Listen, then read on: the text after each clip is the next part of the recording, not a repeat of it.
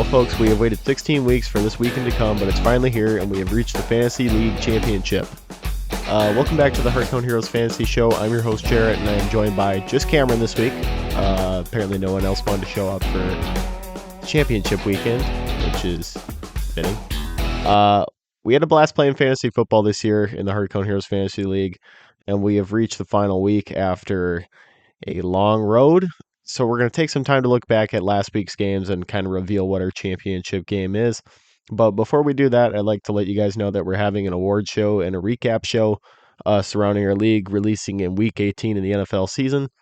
We're going to put together something nice for that. We'll have a couple of awards handed out. Should be released January 6th. Don't quote me on that, but it should come out then. There will be a gap week in between this show and that show releasing. So we're looking forward to doing that though. That should be a lot of fun. With the fantasy season ending too, you can expect a shake up, excuse me, in the content being released to come very soon. With one of those being a Madden League in the off season, with some of the production team members. So we're excited to do that. We're gonna try to get that working right after the NFL season's done. Might even be sooner. Just kind of depends on some scheduling, and then we're also gonna have some different show lineups coming out, different content in general. So that should be exciting. So let's get into the matchups. So I would like to dive right into the playoff matchups first. Let's start with mine. Dak to the Future taking on Big Ben Sexton. A game where I was predicting even myself to lose, and I know you and Bryce had the same opinion. But I got the job done, surprisingly, and I won 165.14 to 103.12. And I'm going to a championship game for the third year in a row, so it feels pretty good.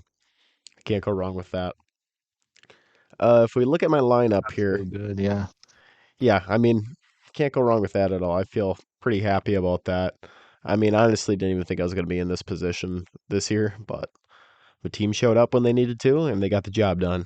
Let's take a look here. Saquon put up 23 for me in kind of a bounce back game for him. Justin Jefferson was obviously always good, like he usually is, 30 points from him. And a kind of a crazy Vikings and Indianapolis Colts game. How do you blow a 33 to nothing lead? I don't know how. How Dude, that's would fucking unspeakable. only Jeff Saturday could, or Jeff Saturday with Matt Ryan? I mean, Yeah, it's a Matt Ryan curse, man. And I don't know what Jeff it's Saturday like, is doing. What's the game plan for the second half where you give up a 33-point lead? It really can't be that hard. I don't know what a fell special is, but that's fucking sad, man. I think that went down as the biggest loss in fantasy history, or not fantasy history, in NFL history, like biggest lead given up. So it's the Vikings biggest made history. comeback or something, yeah. Yeah, that was fucking nuts. Uh, Garrett Wilson had 13 for me. The Jets lost to the Lions with Zach Wilson at quarterback. Lions, kind of sneaky. They might get into the playoffs. Honestly, I'm thinking they will. Yeah, yeah, I'm thinking they will too. They're an exciting young team, I will say. Uh, Packers defense for me showed up again, put up 12 against the Rams, and then on Cooper's side, his team only mustered 103 points when he's projected for 152.66. Now, even if he did hit projections, I still would have won, but I will say that his lineup kind of shit the bed. Miles Sanders 1.9, Jonathan Taylor 2.3. Obviously, he got injured and he's out for the year now. And then Justin Herbert only 10, Stephon Diggs only 10, Tyler Higbee 12. Just overall not a great week for Cooper, which he His whole needed team it. kind of just blank this week. Yeah, and if I can remember back to when we did our uh, predictions for the championship game, I think I had Cooper in there, and unfortunately, I had to be the one to disrupt my own prediction. So I didn't think that would happen.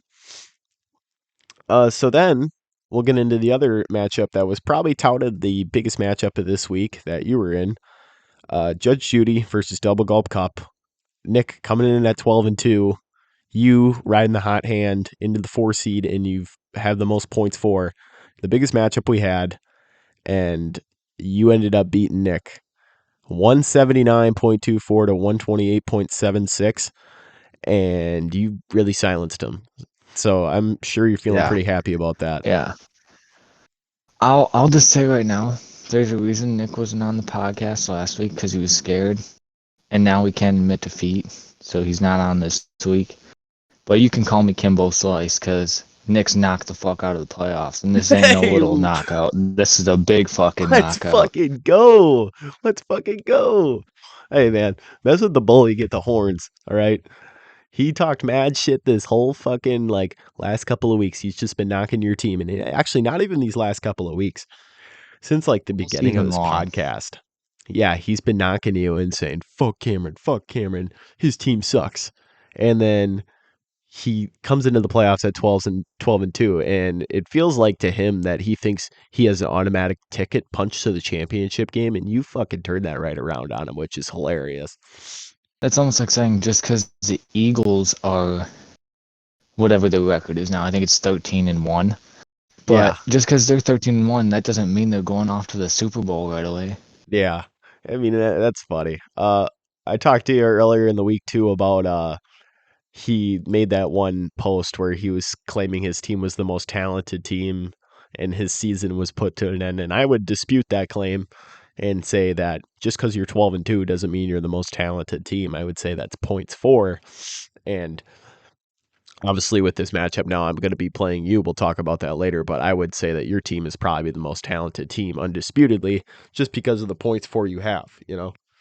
Uh, points I do have for. a high points for, but you look at Nick's points for, it's like 200 some, not even 200 points behind. But then you look at his points allowed. He's had a lot of easy matchups this year. Yeah, He only has 1,700 points scored against, and everybody else has at least 1,800. yeah. I think that really put a tail on his team taking the run that they did this year. And points for is an individual team stat kinda, and record is really based off on how your opponent does. You can have a terrible week, but your opponent could have an even shittier week and you get a W for it. So I think that's kind of a stupid claim to say that your team is the most talented team just because you have the best record. So it feels good Yeah, I would for him I to be would knocked totally out. agree. I know a lot of the other, I would say the majority of the league, honestly, is probably against your team and the claim, but I just can't do it with Nick saying that his team is the most talented and just shitting on your team. And you took the high road last week and you said that you weren't going to say anything about it coming into the matchup, but you ended up getting the victory in the end. So that feels good, I would imagine. Yeah, it worked out in my favor. It definitely did. Yeah. Just to recap what your lineup did: Pat Mahomes for 32, King Henry for 26, Dalvin Cook for 27, Travis Kelsey for 20, AJ Brown for 27. So overall, great scoring for your team. Uh, Nick had a decent week too on his side of the ball. Josh Allen for 35, CMC for 25. But his season has finished prematurely, and I would say Nick knows a thing or two about finishing prematurely. So,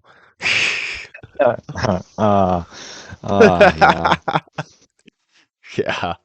yeah, you'll have to ask him about that one. So, moving on to the less fun matchups. Not to knock them, but still a good time. Watson's Massage Parlor taking on Jordan's Nut. This was round one of the Toilet Bowl. And Bryce went out there and he got one for pride. Beat Greg this week. Not really much to say about this matchup. He barely beat him, though, by a score of, if I can find it, 125.38 to 125.38. 124.7. Yeah, to 124.7. Yeah, so he got a win. It was definitely a nail biter. Yeah, I'd say so. Uh, he still is going to be last regardless, but I guess good on Bryce for getting one for pride. Brock Purdy, 16 for him.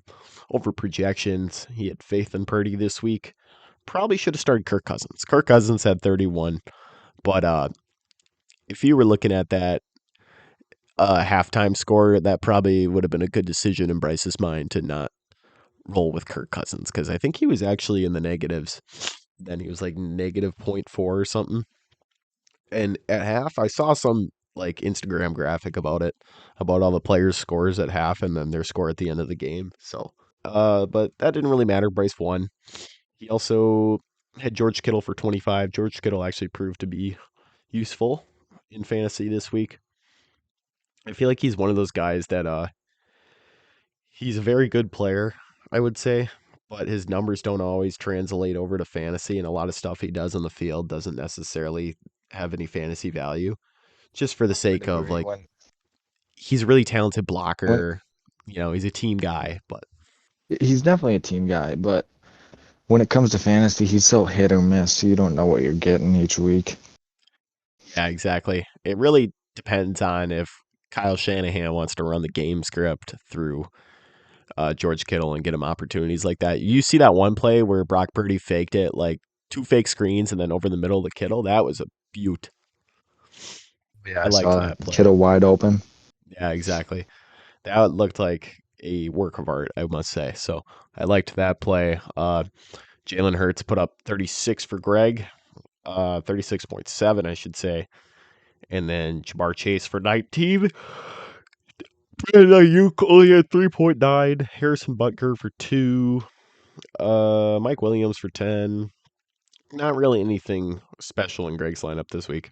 So, I will say, why are you leaving Ramondre Stevenson on the bench? yeah, I I, don't know. I wouldn't be able to if I'm I Greg. wouldn't do that if I were him. Andre I Stevenson mean, should be a must if start every week. I don't know if he had an injury designation going in before the game and it just didn't get changed or something, but Oh, yeah. Speaking of that Raiders and Patriots game, I'm sure you saw the last play that they did. Jacoby Myers throwing that ball back over the yeah. middle right to Chandler. Excuse me, Chandler Jones taking it all the way in for a touchdown. Uh, I feel like Jacoby Myers should have finished that game with like negative 50 points just for such a boneheaded play. It makes no sense. I mean, it was already tied. If he just would have went out of bounds, he would have went into OT instead of just trying to make a stupid play right there and risk giving up the game, which he ended up doing. So, uh, And I saw the post game presser of that too, and pretty. it wasn't good. What'd they say? It was just like Jacoby Myers doing an interview and talking about how he was trying to be a hero and stuff, but he threw the game away. And he's like crying the whole time. Oh boy, yeah. Well, that's heartbreaking. Make a stupid play like that, you'll never live that down. Of course, that would happen against the Raiders because it's the Raiders. Well, they had to give him one back for the tuck rule, man. It's the redemption. Yeah, yeah. That was the NFL repaying them. If Dalton was in here, he would be fucking saying about how the NFL's rigged, like he does on prime time. But there you go. There's your piece of evidence. Go in and run with it. Mm-hmm. Last matchup then, 50 Shades of Trey taking on Nick's Chubb. 50 Shades of Trey, Dalton won that game 154 to 127.4. Dyson loses again. That now puts his losing streak at 8 games, and he will not finish last in the league because Bryce is already there, but he could. Actually, the records don't change now. The records are set.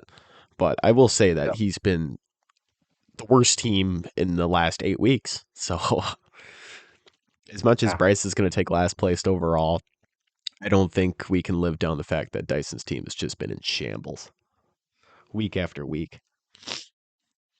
Honestly, I don't know what you do here. From this point on, what do? You took 8 losses in a row. What can you do?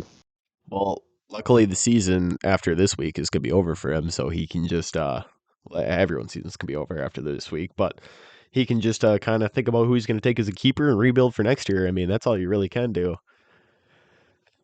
This is a Yeah. season that I would want to forget about if I were Dyson.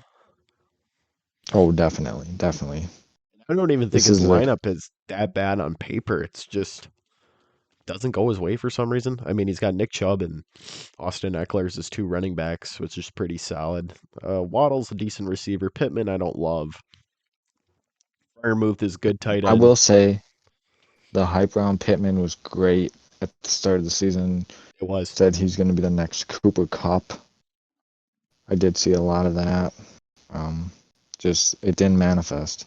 Yeah, do you think that comes down to like quarterback play? That Matt Oh, Ryan's definitely, just definitely. washed. Sam Ellinger wasn't good.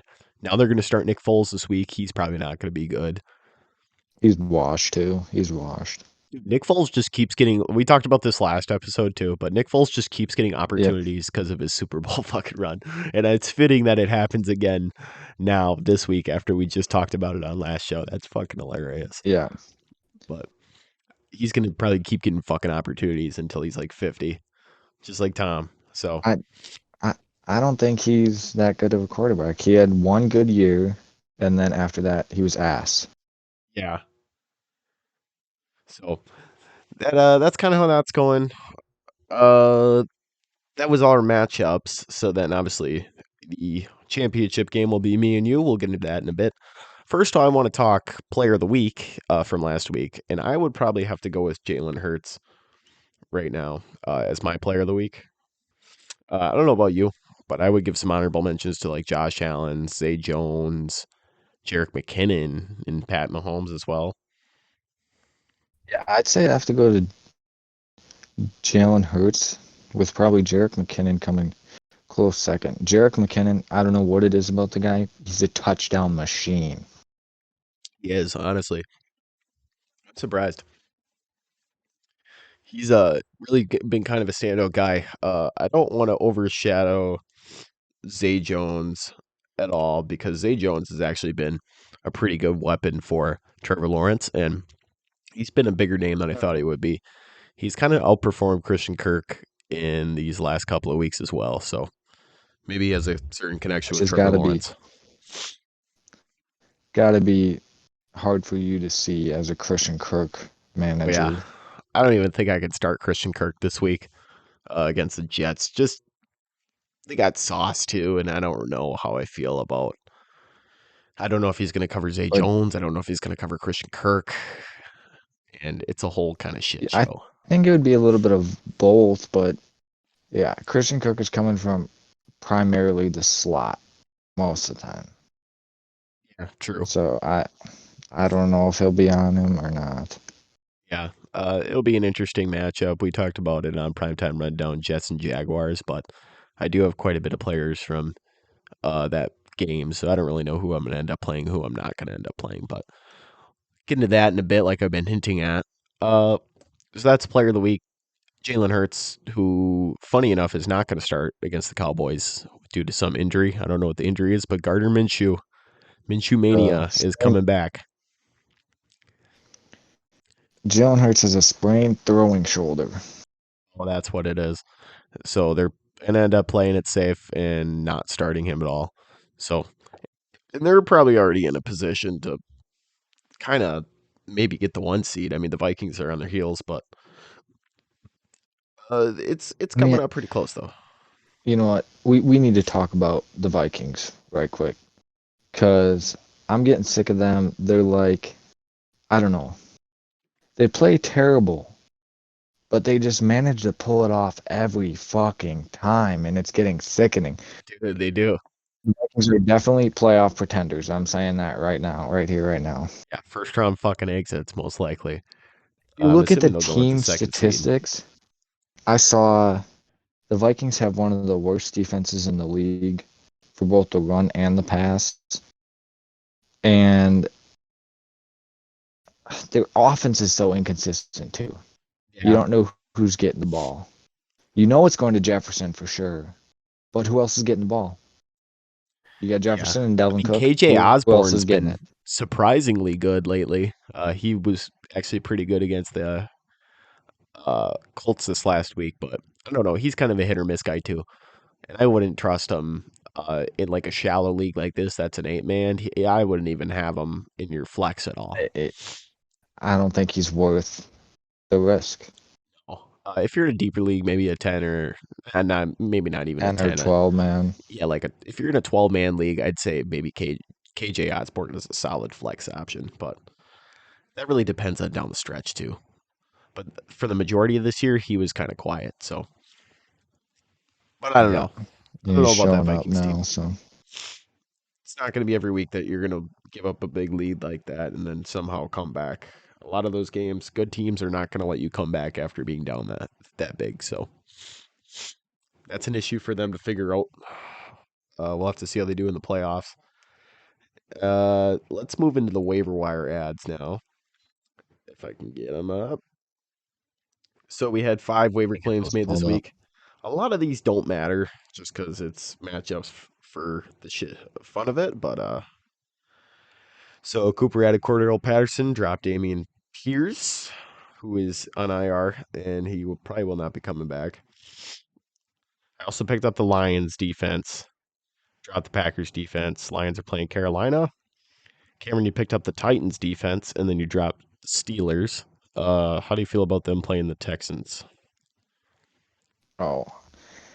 I don't know what that was against the Chiefs last week, where the Texans all of a sudden know how to put up points, but I feel like the Titans have more of a solid all-around defense, and they're probably gonna run all over the Texans this week. So Yeah. I picked them up. Good start for the fantasy championship, I figure. Yeah, I would say so. Nick then dropped the Commanders and Jamal Williams, and then I added Nick Folk. I dropped Brett Maher, and then Marquise Goodwin. Nick added Marquise Goodwin, excuse me, and then I picked up Jared Goff and dropped Trevor Lawrence. So that was the waiver wire ads. The next segment, we're gonna have a new member to the Hardcount Heroes fantasy team who's gonna be in the league next year. Person that we known for a while, and personal friend of ours. His name's Mason, so he should be joining us shortly. Okay. All right, Mason. Welcome in. You're going to be in the fantasy league next year, and you're also a member of the Hardcount Heroes fantasy production team. So we thought it'd be fitting to have you in on this week's show and kind of introduce you for the off season, and then going into the season for next year. So you never played fantasy football before. Are you excited about joining this league coming into next year? Yeah, I probably going to take last, but it's whatever. Well, I mean, Nick might give you a run for his money considering he doesn't have a draft pick until the 7th round, but Huh. which is pretty fucking funny. From an outside perspective, what do you think of like the Hardcount Heroes Fantasy League and what made you want to play fantasy football? I don't know. I was planning on being like a part of it and like a part of the team, but haven't really got into fantasy. My family usually plays every year, but I never really got into it. And I figured if I'm going to be on the production team making memes, I kind of got to know what I'm doing and or know about football a lot more than I do. And this will be a chance to give me some more knowledge. That's true. That's fair enough. Yeah, definitely will give you a way to learn a lot more about football. I know Dalton for a while, he still claims he doesn't really know anything about football, but I can tell he's learned a lot more from just playing fantasy football. So Yeah. it's a good learning Like that's opportunity. everybody. Well, yeah, exactly. It's pretty fun. It's just the barrier for some people of like they come into it and they're like, "Well, I don't really know anything about football." Well, you learn along the way. And with people in this league being people you already know, I mean, not no one's really going to try to fuck you over except for maybe Nick because he's a con Yeah. artist, but I Nick's will a give fun you help. hobby. Yeah. Obviously, I can't give you direct things, but I'd be like, if you want advice for who to start, that'll be like, oh, I'd probably lean towards this guy. But I'm Yeah. sure Cameron would be the same way too. So, uh, coming into As next he'll year, be. what do you think is your biggest challenge for playing fantasy football? Like, what do you think is to be the most difficult thing to latch on to? Like, what do you think I'm going to struggle with for the first year? Yeah, probably. I don't know. I'd say drafting players because I don't know. I don't really know who's good and who's not. I know like some of the main names in football, but like other than that, I have no clue. That's fair. So I'd say just building the team would probably be the hardest part. Yeah, I could probably agree with that from experience, thinking that like drafting a team the first year is probably the most difficult thing, just because like there's so many fucking names and no one's necessarily a hit, and no one and there's some guys who are kind of a diamond in the rough. And Yeah, and if they're even the big names in football, like they could do great one year and shit next year, so it doesn't yeah, like that's that true. doesn't even really help, honestly. Like if you're to draft Zeke Elliott. yeah, like Ezekiel Elliott this year off a name value, like you go, well, that's a recognizable name. I know about this guy. And then you pick him up, and Tony Pollard outplays him this year. So that's kind of just the trade of fantasy football, which is fun to learn about though and kind of enjoy. But do you think there's any sort of competitive advantage you get from joining fresh into a league, like a different perspective than other people, or no? Uh, I don't know. I'd probably say no. Besides the fact that you're kind of like the underdog, but I don't Yeah. know. I don't really think I have an advantage. But like the help, yeah, because then I'll have like you said, you helping me while I'm not playing you, obviously. But like I don't know. I think that might be a little advantage over other people. Yeah, Have like a second opinion. that is true. I think if you can like field a bunch of different opinions like that and kind of compile them into like your own thought process, that's probably the best way to do it. Yeah. Probably what I enjoyed when I first played. Well, we didn't really have when we first formatted this league. We didn't have a whole lot of people who were like seasoned in fantasy. It was a new thing, but I think You know. having joining next year and having people like kind of like that will it'll help out. So, uh, Well, I'm not gonna be the only fresh start next year either. So yeah, we're gonna have I don't one know. more. Uh, I've talked to a couple of people. Well, I've talked to one person, but he's not necessarily a lock yet. So we'll see if we can kind of bridge the gap there. But oh, well, I mean, that's pretty much all the questions I got for you coming into this next year. So I don't know if Cameron's got anything else. No, I don't got anything, but I just feel like the biggest thing for going, if you're coming into a new league, just do a little bit of, you don't have to do a ton of research, just do a little bit of research about players and stuff. It's going to help you a lot in the draft. I mean, the people that took notes this year Yeah, did okay, and Bryce didn't take any notes this year, and he's bottom of the league. that's true. Hey, you and him are pretty close though. For a while they were, I'm going to the fantasy championship. but Mason, yeah, or not That Mason. doesn't Cameron's going matter. to the fantasy championship. I know So I know you were puckered up for a minute there. Oh, I He was. goes, I I know you definitely were was, puckered but up. I don't blame you. I would be too if we're where you were at. But look at that, you turned the ship around, uh, shoved it in fucking Nick's face, and here we are. So, All I learned from Cameron this year is don't be the biggest shit talker. well, we'll see about that, huh? Hey, that's an award at the award show we're gonna do, so that should be interesting. All right. Uh, well, thanks for coming on, Mason. If you have anything else you'd like to add, quick, go ahead. Yeah, fuck Nick Adams. Hell yeah, there we go. That's the way to do it. All right. Okay, we're gonna say that move louder for into the people in the back. yeah. All right, we're gonna move into the matchup predictions then, right away, and we got really one game that matters. That's about it. It's the game between me and Cameron going on. So, Back to the Future taking on Judge Judy, biggest game of the year, fantasy championship. We don't really have anyone here to predict it, so which kind of sucks. But what do you do? I'll step in. Yeah, Mason will step in, and he can give a prediction based off of this. So I'll let Cameron speak first. The way we'll do this is, Cameron, you kind of give your opinion on your team and kind of a rundown how you feel about this year, and then I will do the same. And then Mason could probably give his prediction then. So go ahead, Cameron. Well, I feel like I had a decent year. I mean, it wasn't perfect by any means, but we're in the chip now. Really good matchups for the fantasy playoff. 2 of my 10 players are not green. The rest have green matchups. I mean, that's about it. Holy shit. Yeah, you're projected for quite a bit to win by. So this matchup's not even hasn't even started yet. Cameron's already projected to win 59% to 41%. Cameron's had a really good team this year. He's projected 171 right now, and I have to give him credit for turning around the ship like that. But I do not want to discredit my team at all. They put up 165 last week, and I'm happy and grateful to be in the position where I'm going to 3 fantasy championships in a row. And honestly, if I lose this one, I can't be that disappointed, and I'm not going to be ungrateful.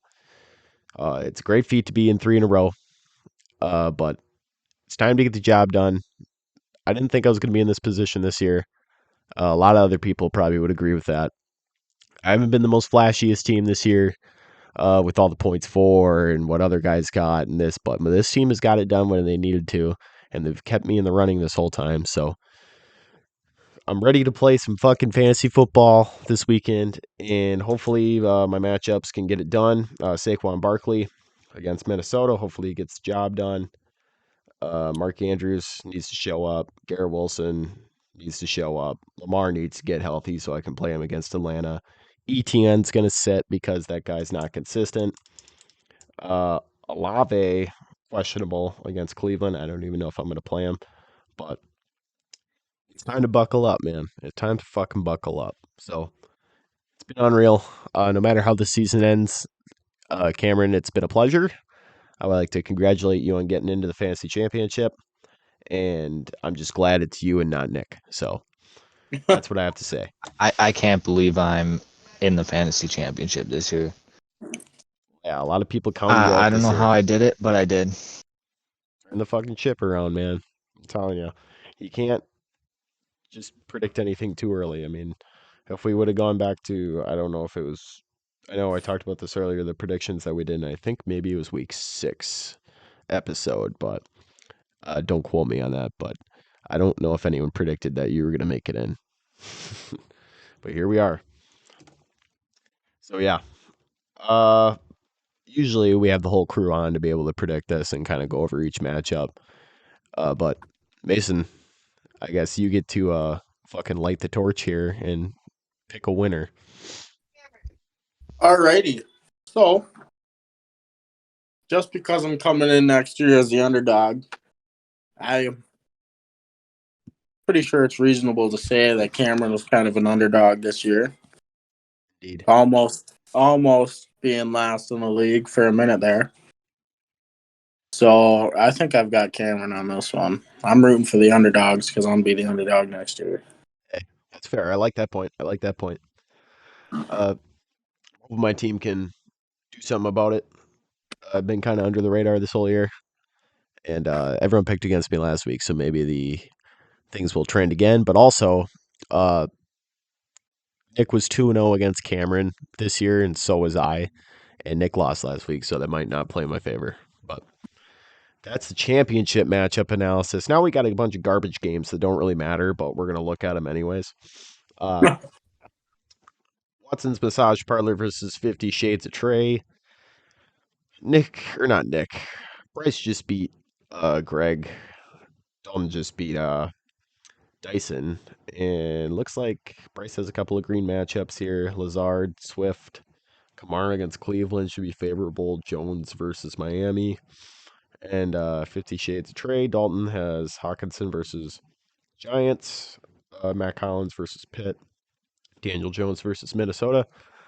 I'm going to go with Dalton in this game. I feel like he's going to beat Bryce, and then Bryce is going to get his last kind of kick in the rear before he has to do his punishment. So, Cameron, what do you think? I say Bryce. Bryce kind of gets this one for pride. Wins out in the toilet bowl. Fair enough. Mason, do you have a prediction? Who do you think? I I'm going to go with Bryce. And the reason that I'm going to go with Bryce is because I'm sure Dalton's going to play his bullshit. Yeah. Like, oh, you're going to whoop my ass. Always that reverse psychology shit. Yeah. So, He does that shit a I lot, don't man. know. And since Bryce is already losing the league, or he's determined the loser, I don't know. One last hurrah for him, I guess. Yeah, I suppose. All right. We'll do the other toilet bowl matchup then first. Nick's Chubb, Dyson coming in against Jordan's Nut. This game, like I said before, doesn't really matter. Dalton, or not Dalton, fucking, I'm messing everyone's name up. Dyson is projected to win for once, actually, 63% to 37%. I don't really know how that is.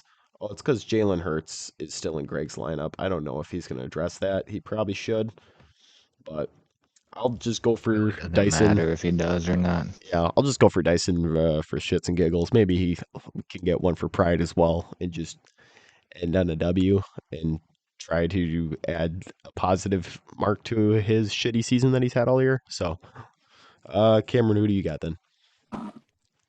Yeah, I gotta go with Dyson too. One final hoorah here. Yeah, there you go. Mason, who do you have? I'm going to say Greg because, I don't know, Dyson's team really fell off since the beginning of the year. He was doing really good at the beginning. And then, God knows what the fuck happened. But Yeah, exactly. I don't know. I just feel like it's just going to keep going downhill. Definitely. I wouldn't doubt it. All right then. Last matchup of the week and last matchup of the fantasy football season. Mr. Most talented team, 12-2, but didn't make it past the first round. Double Gulp Cup is taking on Big Ben Sexton, who is 8-6. Cooper and Nick has some decent matchups in this game. Cooper has some tough ones, but I'm gonna go ahead and pick Cooper here. I think that he might be able to just kind of get one more, and really just drive Nick into the fourth place spot. And it's already kind of a wash for Nick this year, so I wouldn't even bother playing this matchup. I mean, he went all in by trading away a bunch of draft picks to get in a position to win it this year, and he didn't make it past the first round. So at that point, I wouldn't even play fantasy. But he's gonna have to. So, Cameron, who do you got? Excuse me. I'm gonna go with Cooper. You know why? Cause fuck Nick Adams. Oh yeah, That's all I have to say. Mason, who do you got? I'm going to say Cooper just because, I don't know, Nick's had a really good run this year. And I don't know. I'd say, yeah, I'm going to say Cooper. Down with Nick. Fuck it. He's had a great year. Time for him to fucking lose a few. Like you said, it doesn't really matter. He fucking 12 and what, 2? Yeah, he's 12-2, but lost in the Yeah, so playoffs. it doesn't really matter, but I don't know. I'm going to take Cooper. Yeah, he was definitely a disappointing end to next season. So, and I'm sure he is crushed by that, and he doesn't want to admit it to Cameron, but he is probably crying on the inside. Which, if I would have gambled and went all in like that too, and ended up with nothing, I probably would have been crying on the inside too. So, it's all right. It happens. Unfortunately, he's gonna have to pay the consequences of that and probably suck ass next year. Although his knowledge might bail him out and not have him take last place, but we'll see. We'll have to see. Be Hopefully pretty Bryce cool to doesn't see, ever though. repeat. Yeah, I would love it. I would love it. I don't think he would be loving it, but that's all right. It's not my issue. That goes to show you that if you're going to be in a keeper league like this where you plan to play for multiple years, don't do that strategy of trying to go all in. I know the Rams did it in real life in the NFL, and they traded away a bunch of draft picks. They did get a Super Bowl out of it, so that's an example of it working. But now they suck ass, and they're probably going to suck ass for a while because they don't have any picks. So, Huh. lessons learned. Nick did it, and he didn't win. Yeah. So let's jump to him sucking now. It's like he put all the money in a slot machine and then nothing aligned, man. It wasn't there. Just a rough turn of events. Hmm. It's like he was at the roulette table and he put all his money on black and it went red. I mean, that's that just sucks ass. But I don't know. Honestly, I can't even really feel that bad for him just because all the shit talking he did this year, and specifically to Cameron and everyone else. He did a lot to Dyson's team too. Not even just in fantasy. Like anytime you beat him in an argument, I'm 12-2. Like Yeah, directly he go, well, I'm 12-2, so doesn't have to relate to fantasy at all. Yeah. he just uses it as a social tout. Do you think that's how he tries to pick up checks? He goes up to him and tells him, "Well, I'm 12-2 in fantasy football." And in the back of his Well, head, that's he's probably thinking, why "Oh, he dude, gets this no is gonna bitches. get me so much fucking pussy later." That's why he gets bitches. Yeah, exactly. 0. So, what do you do? That's how it is.